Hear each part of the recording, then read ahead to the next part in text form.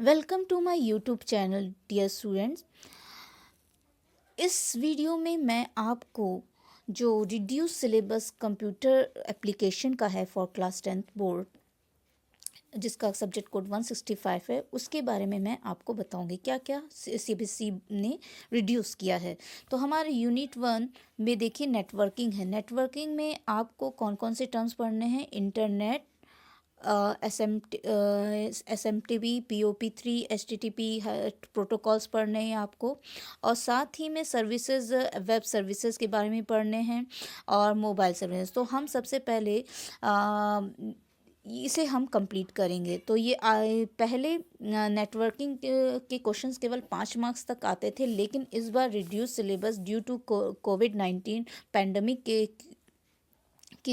के तहत सीबीएसई ने जो सिलेबस रिड्यूस किया है उसके बारे में हम पढ़ेंगे। तो नेटवर्किंग के इस बार आएगा 15 मार्क्स। तो ये आपके पास बहुत अच्छा अपॉर्चुनिटी है क्योंकि नेटवर्किंग में हमें केवल थ्योरी लिखनी होती है और इसमें आप इजीली 15 मार्क्स गेन कर सकते हैं।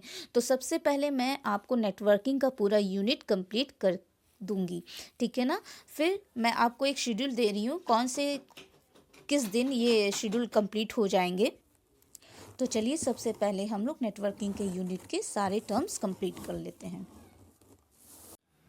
तो सबसे पहले हम लोग वो नेटवर्किंग यूनिट पढ़ेंगे। सो नेटवर्किंग का फर्स्ट टॉपिक है world wide web. So you can write the answer in examination in points. It will be helpful in gaining the more marks. Okay, so networking का जो है WW stands for the world wide web and it was developed, और कहते हैं ये WW stand जो है, WW जो है वर्ल्ड वाइड वेब को कहते हैं रेफर करता है। And it was developed by the Timothy Berners Lee in 1989 at CERN in Geneva. तो ये सब इसको किसने डेवलप किया था? टिमोथी बर्नर-ली ने 1989 में सर्न इन जेनेवा में। WW provides the platform for exchanging information between computers on the internet. सो जो वर्ल्ड वाइड वेब है ये जो है सारे ऑल ओवर वर्ल्ड वाइड जो कंप्यूटर्स हैं उनके बीच में जो इंफॉर्मेशन एक्सचेंज होती है, जो एक दूसरे को ट्रांसफ़र करते हैं इंफॉर्मेशन, वो किसके थ्रू करते हैं? WW यानी WW वर्ल्ड वाइड वेब के थ्रू ही करते हैं। इंटरनेट यूज़र्स एंड सर्वर और रिसोर्स। इंटरनेट यूज़र जब हम लोग इंटरनेट यूज़ करते हैं तो हम लोग इंटरनेट यूज़र कहलाते हैं। और सर्वर रिसोर्सेज और सर्वर क्या होते हैं? जहाँ सारी इंफॉर्मेशन, वेबसाइट की सारी इंफॉर्मेशन स्टोर होती है, उसे सर्वर कहा जाता है। So follows the hyper text transfer protocol. तो जो कंप्यूटर्स के डिफरेंट कंप्यूटर के बीच में जो ट्रांसफॉर्मेशन ऑफ द इंफॉर्मेशन होता है वो किस प्रोटोकॉल यानी किस रूल के तहत होता है? हाइपर टेक्स्ट ट्रांसफ़र प्रोटोकॉल के थ्रू होता है। HTTP, चाहे वो क्लाइंट साइड हो चाहे वो वेब सर्वर साइड हो, दोनों को ही HTTP यानी hyper text transfer protocol follow up करना होता है। दूसरा, internet and web are totally different words. Internet जो है और वेब दोनों ही डिफरेंट है एक दूसरे से। Web users internet to pass over the internet over the information. So जो वेब साइट जो है वो इंटरनेट यूज़ करते हैं to pass the information, right.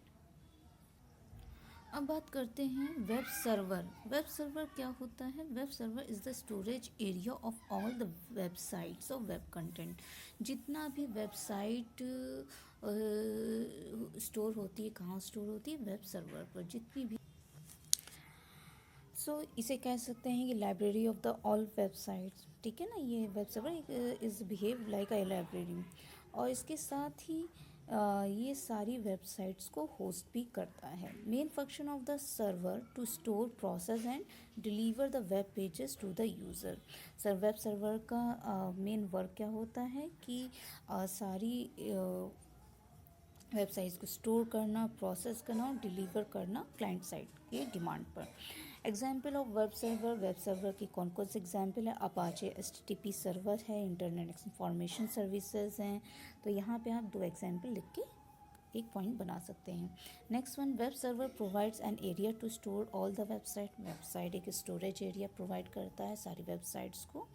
Web server sees and approves the client side request and respond in HTTP request and respond.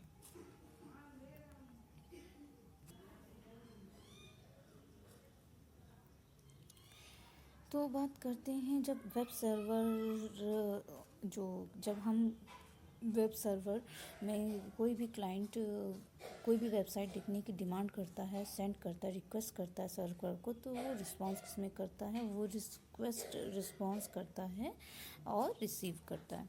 So when web server don't find the request, जब हम लोग web server के through कोई website search करते हैं, तो अगर server को वो उसकी लाइब्रेरी में वो वेबसाइट का URL नहीं मिलता, तो क्या रिस्पॉन्स में क्या URL देता है? Error 404 not found. ठीक है ना?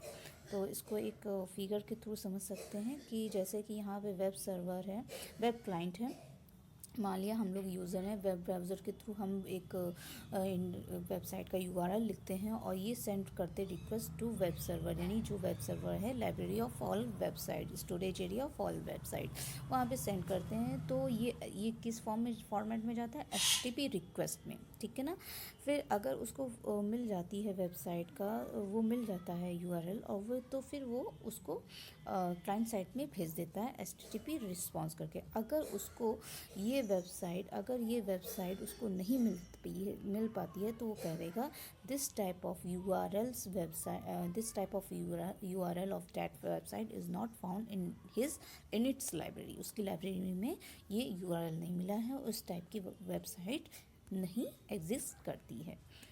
अब बात करते हैं वेब क्लाइंट। वेब क्लाइंट क्या होते हैं? When internet users the internet to search the website, that is called web client और सर्वर। तो जब हम लोग इंटरनेट यूज़ करते हैं, जिस वेब ब्राउज़र का यूज़ करते हैं, उसे वेब क्लाइंट सर्वर कहा जाता है।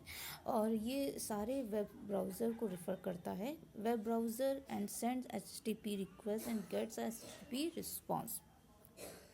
वेब ब्राउज़र क्या करता है कि उसको वेब ब्राउज़र, हम लोग जो रिक्वेस्ट भेजते हैं किस फॉर्मेट में? HTTP फॉर्मेट में, और हमको रिस्पांस मिलता है HTTP रिस्पांस के फॉर्मेट में।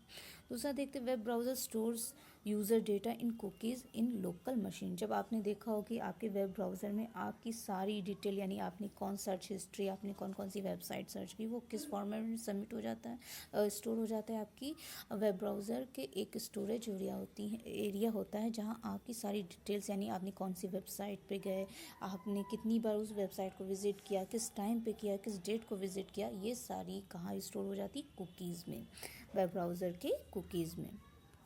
अब देखते हैं, it is easily downloaded on the local machine, और ये आसानी से किसी भी PC या कंप्यूटर पे इंस्टॉल्ड हो जाती है।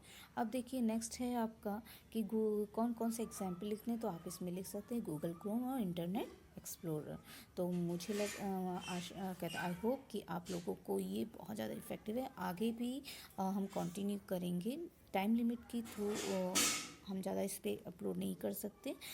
इसका दूसरा पार्ट हम कैरी करेंगे, जल्दी अपलोड कर देंगे इस पर।